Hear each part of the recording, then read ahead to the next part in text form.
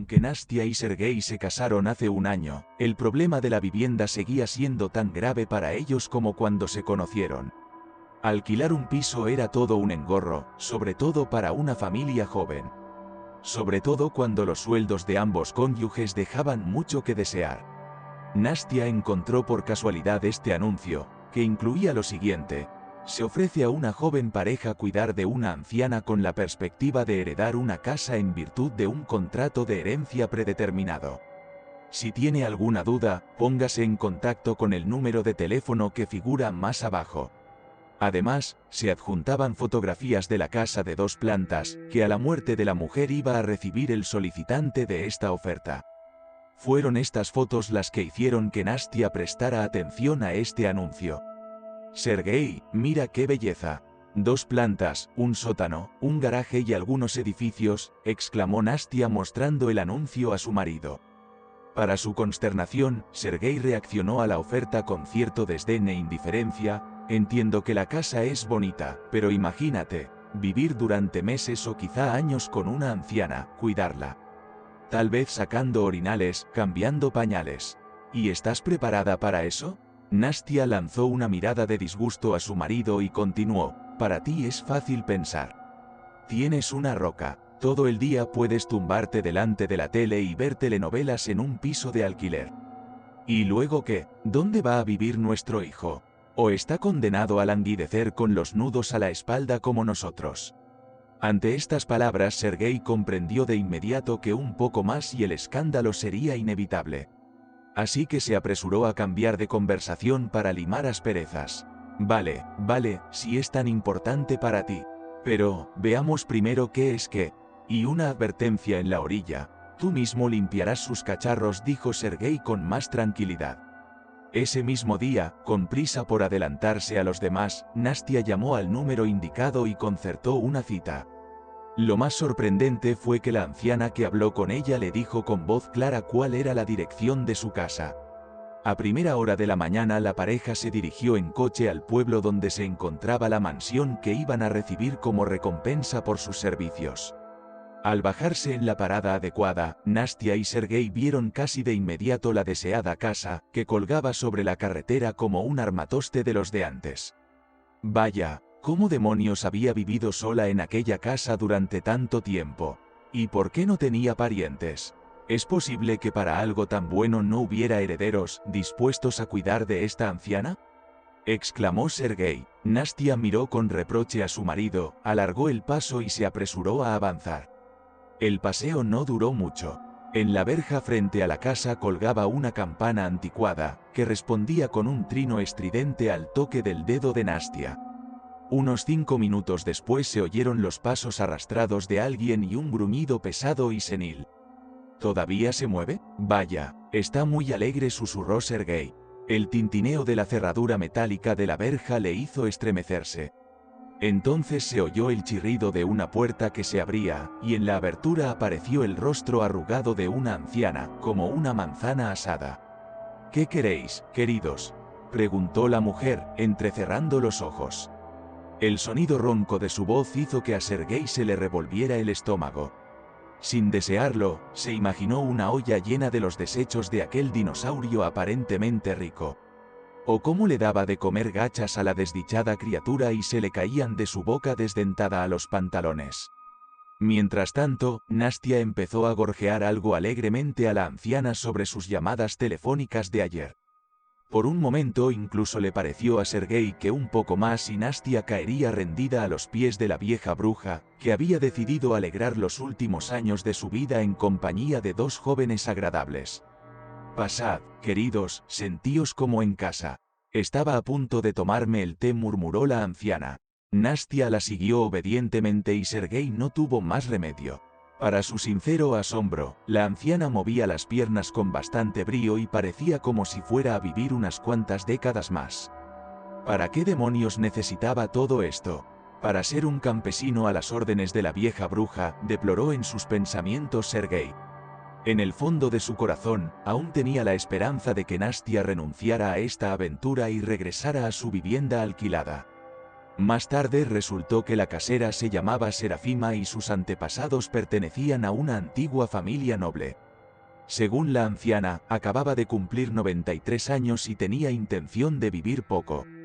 Serafima parecía haber salido ayer de un campo de concentración. Sus manos, envueltas en venas y tendones, parecían las ramas de un árbol, lo que hizo que Sergei la asociara inmediatamente con una exposición de un museo anatómico. Por supuesto, las piernas no eran más gruesas que los brazos, y aunque se hubieran intercambiado, nadie habría notado la diferencia. Habría sido un esqueleto andante, pensó Sergei, tomando un sorbo de té. Pero lo peor era la cara de la anciana, que se parecía muy poco a un balón de fútbol desinflado, del que se hubiera burlado un pitbull enfurecido. Los escasos rizos de su pelo gris parecían un diente de león de Dios, que con la ayuda de la llama de un mechero podría convertir fácilmente su cabeza en una antorcha ardiente. Su única virtud estética era su dentadura postiza de porcelana, que, por alguna inexplicable razón, había sido fabricada con el molde equivocado, de modo que sus dientes blancos como la nieve sobresalían hacia adelante como los de un caballo de pura sangre. Cabeza de caballo, apodó al instante Sergei a la anciana. El propio Guy no entendía de dónde le venía esa predilección por el sarcasmo, pero al lado de aquella anciana no podía mantener su habitual calma y autocontrol. La vieja bastarda, deleitándose en su sentido de superioridad, bebiendo su té. Tiene el dedito metido en el culo. Señora, es usted una, pensó el muchacho. Mientras tanto, Serafima pasaba tranquilamente a lo más importante de la conversación: tu candidatura me satisface. No me queda mucho tiempo de vida, es una enfermedad hereditaria. Llevo varios años luchando contra ella, y ahora estoy cansada y quiero ver a mis parientes, que probablemente me esperan en el cielo.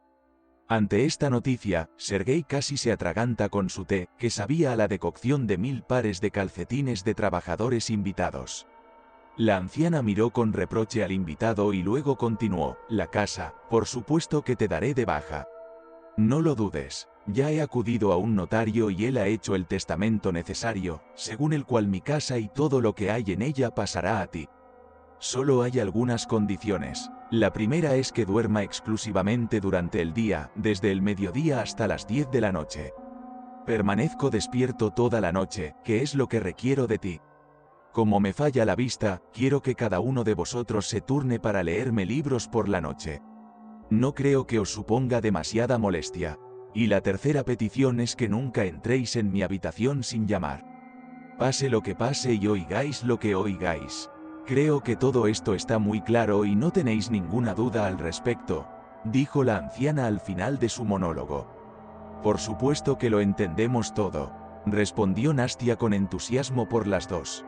Bajo la mirada de los ojos aferrados de la anciana, Sergei se estremeció y, en cierto modo, asintió tímidamente a las palabras de su esposa. Serafina, por su parte, dedicó a los invitados una radiante sonrisa de su sonriente cráneo. La casa de la anciana estaba equipada con todas las necesidades de la vida. El congelador estaba lleno a rebosar de carne congelada, mientras que en la despensa abundaban las conservas y otras provisiones perecederas. También había cuarto de baño, sala de billar, sauna y gimnasio. Al ver las pesas y las máquinas de musculación, Sergei no pudo evitar darle otro codazo a la anciana. ¿Para qué necesitas todo eso? Serafima volvió a sonreír con su dentadura postiza y apretó la voz: es todo por vosotros, queridos, vais a necesitar vuestras fuerzas. ¿Y si me pongo enferma y me tienen que llevar en brazos al ambulatorio más cercano? Sergei sacudió la cabeza y, con tristeza, regresó tambaleándose a su habitación. Todavía le atormentaba el peligro que acechaba en aquella extraña casa. El olor se filtraba por todos los rincones de la habitación. Era como el hedor de la podredumbre y la naftalina, mezclados en una proporción de 1 a 1. Por un momento, Sergei llegó a pensar que el hedor procedía de una anciana.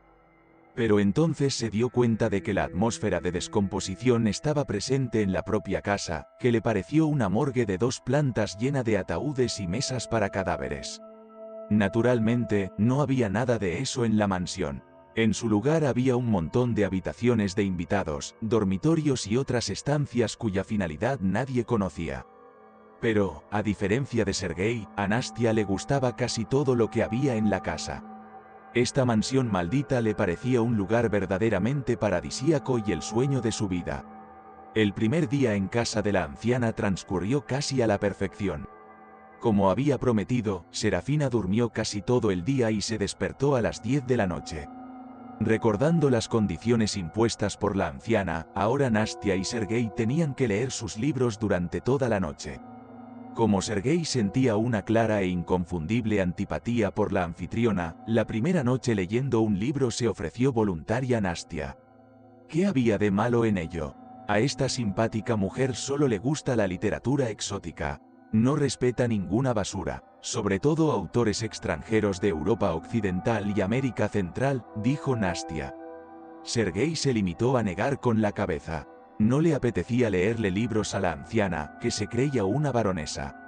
Hacia las 11 de la noche, Nastia dio las buenas noches a su marido y, tras llamar a la puerta, se dirigió a la habitación de Serafima. En cuanto la muchacha desapareció tras la puerta, se oyó un chasquido ensordecedor de la cerradura. La curiosidad llegó a los huesos de Sergei, pero, por supuesto, no podía averiguar qué estaba pasando en la habitación de la anciana en aquel momento. Apoyando cautelosamente la oreja en el ojo de la cerradura, contuvo la respiración y escuchó. Pero aparte de la voz ronca de su mujer, que leía a la anciana algún libro de autores de Europa Occidental, no pudo oír nada que mereciera la pena. Nastia se limitaba a leer un libro y no ocurría gran cosa. Sergei caminó de un lado a otro del pasillo por aburrimiento y luego se sentó en una silla del salón y encendió la televisión. Hoy era su día libre, por así decirlo. Mañana tendría que ocupar el puesto de su mujer, pero ahora podía relajarse y ver la tele hasta mañana. Francamente, le importaba un bledo qué historia le estaba leyendo Nadia a la vieja loca. El notario redactó el contrato.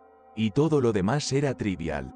Tarde o temprano, esta bruja se quitaría las pezuñas y ayudaría a tener una nueva vida en una casa igualmente nueva. Atrapado en una telenovela discreta, el propio Sergei no se dio cuenta de cómo caía en un sueño pegajoso y ansioso. El muchacho soñaba con una anciana que masticaba carne cruda, triturando sus fibras ensangrentadas con su dentadura blanca como la nieve. Al mismo tiempo, la criatura, arrugada como una lagartija muerta, reía contagiosamente y extendía sus manos como garfios, cubiertas de trozos de carne humana. Por todas partes se esparcían sus entrañas, que en las garras de pesadilla de la anciana parecían trozos de tela ensangrentada. La visión era tan clara y realista que Sergei se despertó con un sudor frío, haciendo sonar el salón con un fuerte grito. Ya era de día en el reloj. Era por la mañana, lo que significaba que el turno de su mujer había terminado y estaba a punto de salir de la habitación de la anciana. Deseoso de averiguar cuanto antes qué ocurría en la habitación de aquella vieja loca, Sergei se apresuró a ir a su despacho. Llegó a tiempo y captó el momento en que se abría la puerta. Pero cuando Nastia salió de la habitación de la anciana, Sergei se horrorizó al reconocer a su mujer. En primer lugar, la muchacha estaba muy pálida. En segundo lugar, Nastia apenas podía mantenerse en pie por el cansancio y parecía que se había perdido en el espacio y no sabía dónde estaba. «Cariño, ¿qué te pasa?», preguntó Sergei con voz temblorosa. Nastia lo miró con aire distante, apoyó la mano en la pared y se alejó por el pasillo. Sergei no podía asegurarlo, pero le pareció como si su mujer hubiera encogido de estatura. Por supuesto, parecía un delirio, pero no dejaba de ser espeluznante. A Nastia le ocurría algo extraño. La anciana, por el contrario, parecía refrescada, como si hubiera bebido una porción del elixir de la juventud o comido manzanas rejuvenecedoras. Al llegar a su habitación, Nastia se desplomó sobre la cama sin energía y, en medio minuto, cayó en un profundo sueño. «¿Mierda? ¿Qué le pasa?», pensé para mis adentros. Pues bien, entonces, inclinándose sobre el cuerpo de su mujer, Sergei vio pequeñas gotas de sangre en el cuello de su vestido. Desde fuera parecían guisantes rojos, pero él sabía que no lo eran. Era sangre y nada más. Maldita sea, ¿qué escondía la maldita vieja? Como era de esperar, la pregunta del muchacho quedó sin respuesta. Pero a Sergei no le preocupaba demasiado.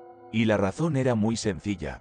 Esta noche le tocaría leer libros y entonces, sin duda, saldrían a la luz todos los secretos de la vieja maldita. Continuará.